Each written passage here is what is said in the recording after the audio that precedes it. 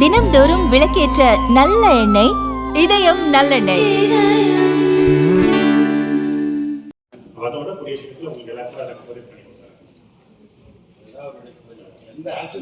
நம்மளுடைய USS camp நடந்துட்டு உங்களுக்கு தெரியும்.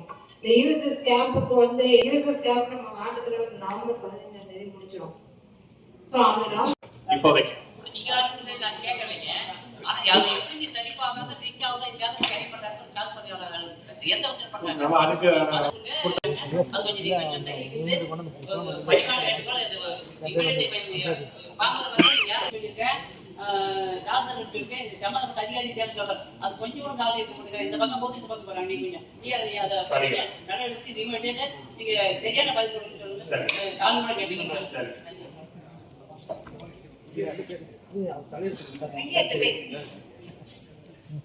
கிட்டத்தட்ட அவங்க எந்த பயிரும் பண்ண முடியல.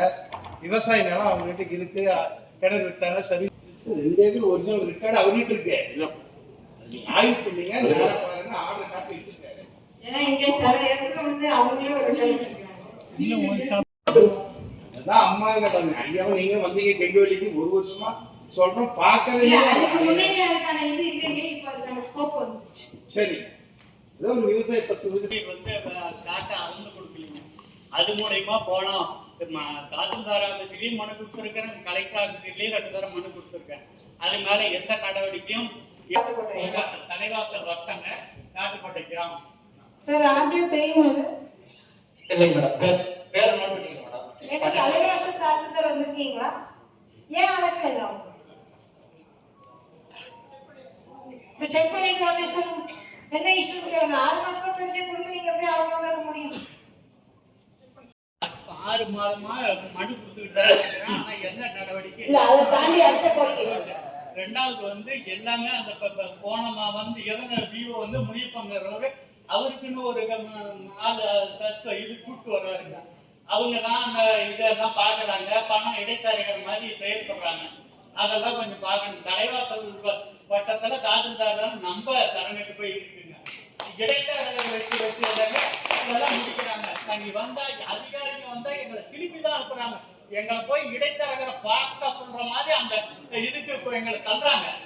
அதனால இடைத்தரகர் வந்து புதுத்து போயிட்டாங்க. அந்த இடைத்தரகருக்கு சம்பந்தமா நான் இப்போ 1ஆம் தேதி பென்ஷன் கொடுத்துருக்கிறேன். இடைத்தரகர் அவர் பேரை போட்டு பென்ஷன் கொடுத்துருக்கேன். ஆனா எந்த நடவடிக்கையும் இல்லை.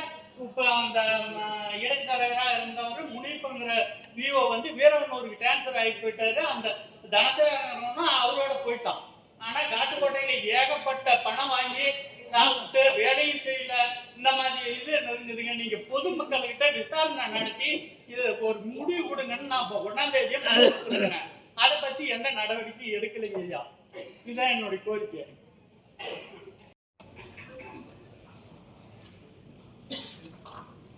வணக்கம் மேடம். மேடம், நான் எங்கள் அப்பாவுக்கு சார்பாக பேசலாங்க. எங்கள் அப்பா பேர் கே பாஸ்கருங்க. திருமணி முத்தார் அறக்கட்டளையிலிருந்து பேசுறோம். கொடுத்துருக்கோம், இலவசமாக தான் கொடுத்துருக்கோம். செங்கல் வந்து தொடர்ந்து வந்துட்டு தான் இருக்குது. சீசனல் சேஞ்சஸான வந்துட்டு இருக்கு. தொடர்ந்து மழை பெய்ஞ்சதுன்னா அது அழிஞ்சிருக்கு. எங்கள் ஆராய்ச்சி நிலையத்தில் ரிசர்ச் பிளாட்லேயுமே வந்திருக்குது. அதுக்கான மருந்து நாங்கள் கொடுத்துருக்கோம். நேரில் வந்து விசிட் பண்ணுங்க சார். எவ்வளோ விவசாயி பாதிக்கிறாங்க.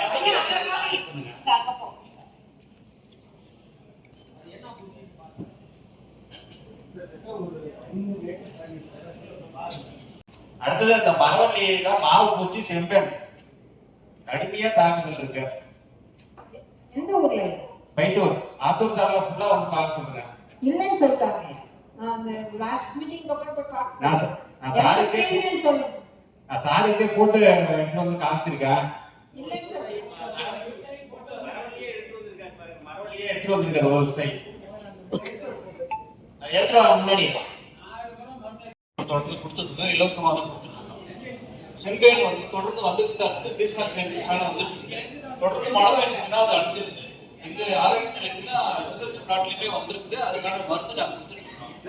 நேரில் வந்து விசிட் பண்ணுங்க சார். எவ்வளோ விவசாயி பாதிக்கிறாங்க.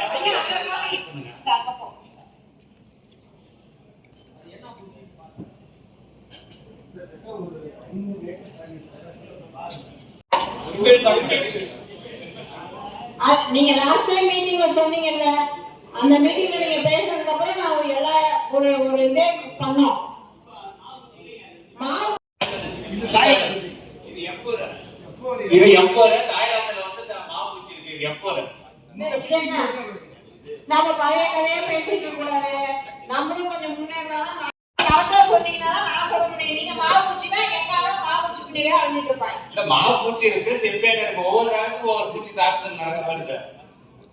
ஐயா அதனால நம்ம கரெக்டா சொல்லுங்க.